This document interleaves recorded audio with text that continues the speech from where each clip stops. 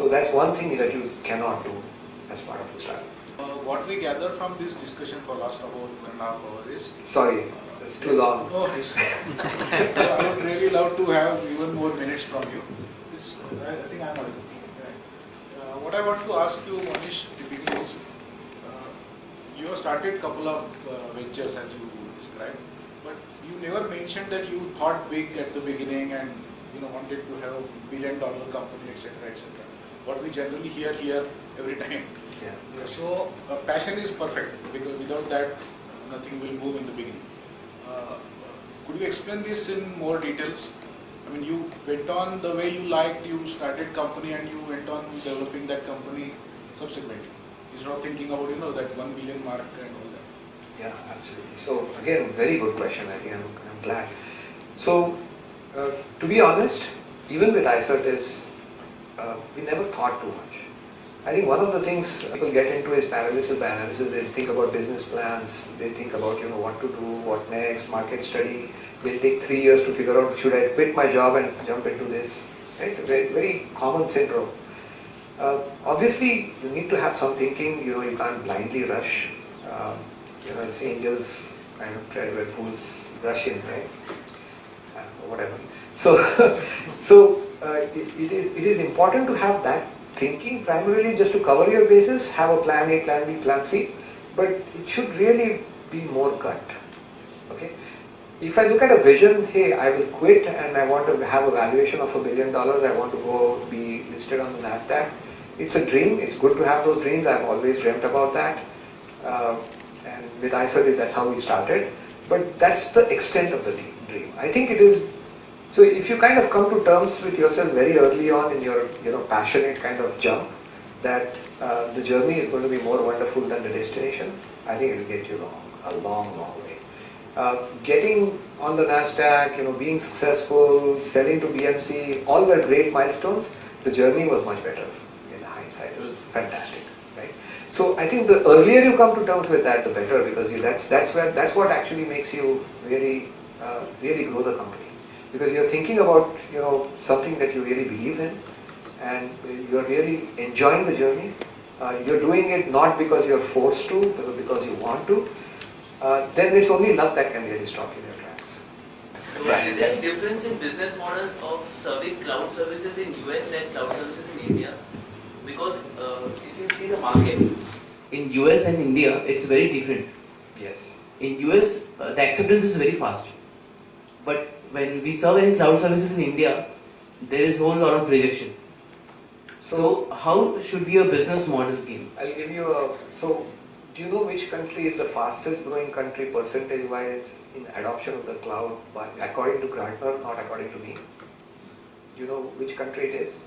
It is India. Yeah.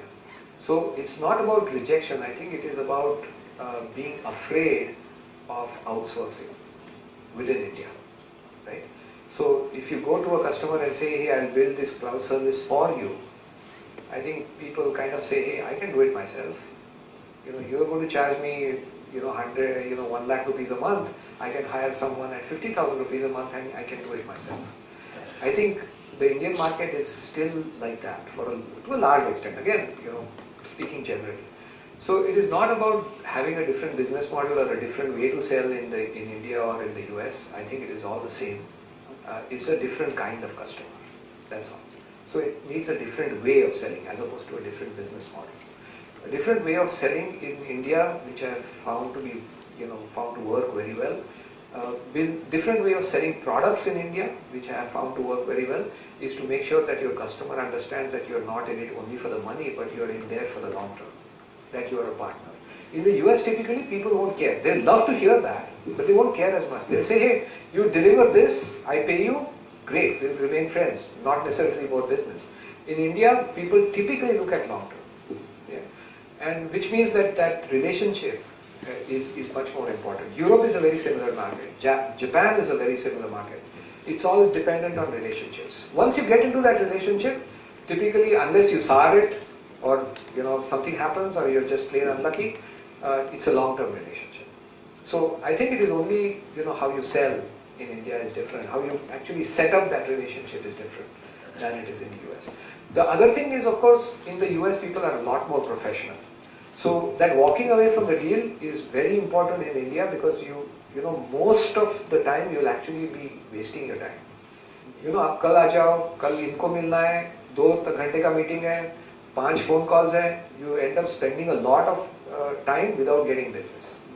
So you have to recognize very quickly what is good for you and what is bad for you. In the US, typically that doesn't happen. The guy says, I have no time and I have no interest, go away. Right? India, it doesn't happen. You know, even if he knows you're going to, he's not going to have any business, he's going to try and keep you happy and smiling and keep meeting and use, kind of waste his time and yours. By asking questions, you have to Yeah. judge your customer. Absolutely, absolutely.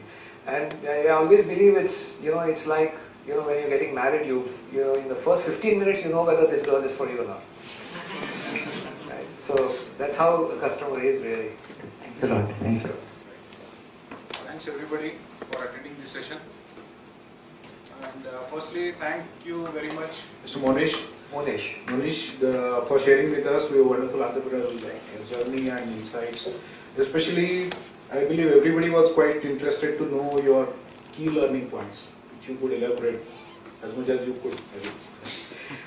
Thanks, Mr. Ajay Raska, for facilitating the session, and again Preeti Nahar for having beautiful introduction to the TiE Pune and welcoming all the participants for this event. Again, thank you audience for being present here for the today's session, and would like to see you again in equally big numbers for future sessions. Thank you all charter members, volunteers and all the participants and visitors, guests, everyone for this event.